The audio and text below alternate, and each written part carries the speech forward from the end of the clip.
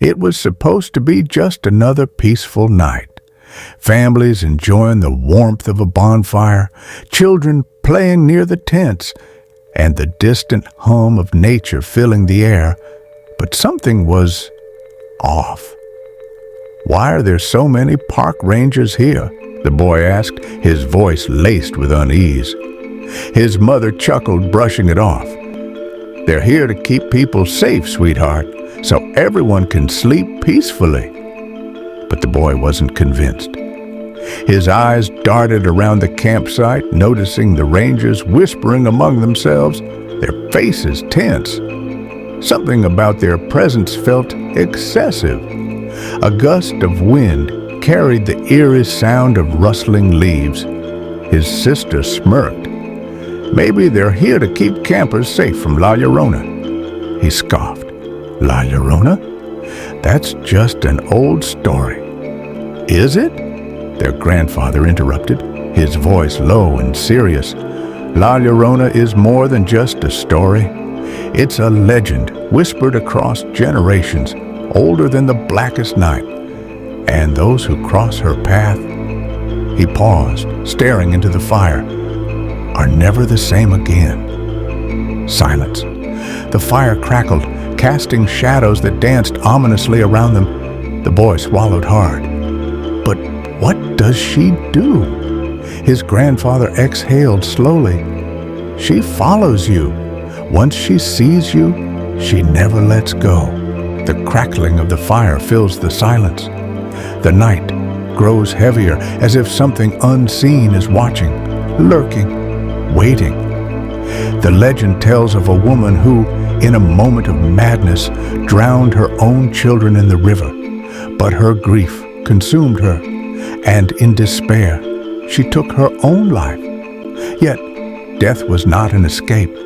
Now, her tormented soul wanders the earth, weeping, searching for the children she lost. The boy shivered as his grandfather's words hung in the cold night air. "When I was younger, I worked as a forest ranger in a place just like this," the old man continued.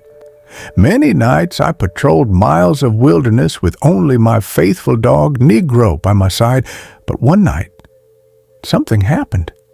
His voice dropped to a whisper. Negro started barking, fur standing on end. We were near a small stream, and in the distance, I saw a shadow. Then I heard it, the sound of a woman crying. The boy's breath hitched. "It was her," the old man murmured. "La Llorona." A gust of wind sweeps through the campsite, making the flames dance wildly. A distant echo. Was it just the wind or something else? "I was lucky," the old man said, staring into the flames. "She passed me by. Maybe she thought I was too old to be her child. But I don't even want to imagine what would have happened if she had mistaken me for one of her own." The boy shifted uncomfortably, forcing a nervous laugh. "They're just stories, Grandpa. Nothing more." His grandfather only sighed. "But what La Llorona never knew," the boy's father added, "was that a park ranger once saved one of her children and gave him up for adoption. That child grew up to be a great scientist, isn't that right, Dad?" The old man smirked, shaking his head. "You kids and your fairy tales." The flames flicker, casting eerie shadows. In the distance, the sound of rustling leaves, too heavy to be the wind, echoes through the trees. Later that night, as the campsite fell silent, the boy clutched his stuffed toy tightly. "Don't worry, Colorina," he whispered. "I'd never let anything happen to you." But the darkness felt different now. He lay in his sleeping bag, staring at the fabric of the tent above him, listening. Then the sound of twigs snapping. His breath caught in his throat. A shadow passed outside the tent. His sister stirred beside him. "Go back to sleep," she muttered, but he couldn't, because at that moment he swore he heard it. A woman's voice, software, heartbroken. Mis hijos. A faint whisper almost drowned by the wind, but unmistakable. The next morning, the Rangers were acting strangely. "Something's wrong," the boy whispered. His mother frowned. "Everything's fine, honey. Eat your breakfast." But the radio static, the hurried whispers, the way the Rangers moved with urgency, it was not fine. Then a sudden announcement. "Emergency evacuation. Everyone must leave immediately." The boy's stomach twisted. He turned to a ranger. "What's going on?" The ranger's jaw tightened. "This information is not for civilians. Just pack your things. Now." But the boy knew. "It's her," he whispered. "She's here for me." A distant wail echoes through the mountains carried by the wind. The air feels heavy, suffocating.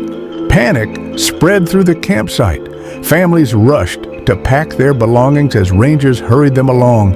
A shadow loomed just beyond the trees. "Stay close," his father ordered, gripping his arm. Then the scream. Not human, not natural. The boy turned just in time to see something moving in the distance.